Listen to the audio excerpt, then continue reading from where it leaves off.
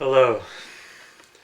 This is a video response to Nick the Modern Mystic's video called Have We Been Over-Civilized? I wrote a little essay in response, so I'm just going to read it to you. In this video, I will generally discuss my opposition to the government's overreaching laws that objectify morality, how it is affecting our ethics and willpower, and how, if we take care of our own problems and look out for each other without causing unnecessary interference or harm, that we can achieve a greater good. Today there are an excessive number of laws made to attempt to legislate morality. They're made by overarching authorities that suppose to know what is best for us individually and as a society. This excess of control over the individual has slowly eroded our natural morality. Morality is about our rational duty to act in certain civilized manners toward each other. It is part of human nature to take care of ourselves and each other, but these laws have diluted our natural tendencies. If there's not a specific law forbidding something, most people don't give a second thought to doing it. Likewise, if there is a law, most people just follow it mindlessly, not questioning or challenging it, thinking it must be right. After all, it's the law. Our conscience has diminished. Our ability to reason about the ethics of our actions is growing weaker. We have become accustomed to someone or something thinking for us, like a god or a law written by man. It's become so easy to shrug off individual responsibility. We don't take care of our own neighborhoods and our families. We've drifted away from our community awareness and social organizations. For example, whatever happened to Good Samaritans? It seems we hear less and less about this type of person these days. People who, if they saw a person in need of help or a crime being committed, they would act in a selfless manner and step into action. But now it seems when people witness someone in need, they tend to avoid getting involved. They're rightfully afraid that they may be detained for hours of questioning and subject to polygraph tests rather than pat on the back and congratulated for being a hero. This distrust of authority is due in part to our excess of laws and faltering morality, which is unraveling for a myriad of reasons. Structures of control such as religion and law have taken over the moral compass of a majority of us. But why, for those of us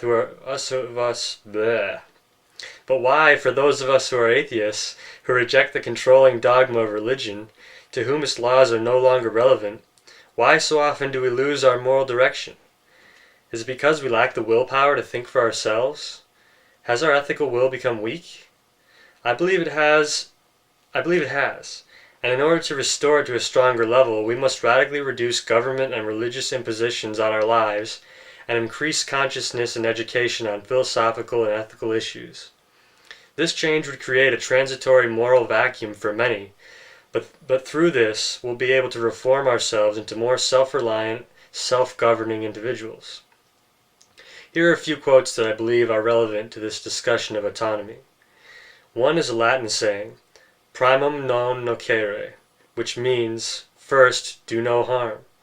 This leads me to a saying from Ethical Egoism, do what you want and harm no other, and then no harm shall come to you. Getting back to the problem with our laws, they attempt to govern our individual actions in ways which are inappropriate. They objectify morality, stating, thing X is always wrong, therefore it is illegal. Some things are right for the individual, but wrong for the whole. They need to be reevaluated from a subjective standpoint. I think that we should be able to do what we please with our own bodies and not be restricted unless we are harming others. But the government is standing in the way of this natural, rational conclusion. Max Stirner, a nihilist philosopher and anarchist, once said that he does not recommend that the individual try to eliminate the state, but simply that they disregard the state when it conflicts with one's autonomous choices, and go along with it when it is conducive to one's interests. Philosophical anarchism is a school of thought that believes that the state lacks moral legitimacy, and that it should not have the right to command. Thus, we have no obligation to obey its laws. I can see how following this advice could have many problems. How is one to know which laws to follow and which to break? Stirner says we should act in our own interests, but if everyone did this, there might well be no set of overlapping laws that are obeyed. But I believe that there would be a core of laws that would remain, and these would be the ones that are minimally necessary to keep order. The government would not be eliminated, just largely limited in power over the details of our individual choices. Let me conclude with a bit more anarchist thought and a quote from Jefferson. The existence of a minimal state, although unfortunate, is a temporary, necessary evil. We must gradually free the individual from the oppressive laws and social constraints of the modern state and allow all individuals to become self-determining and value-creating. Jefferson says, rightful liberty is unobstructed action according to our will, within limits drawn around us by the equal rights of others.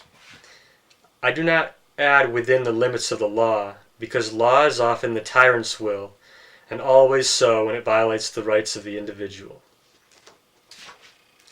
The end. Your thoughts?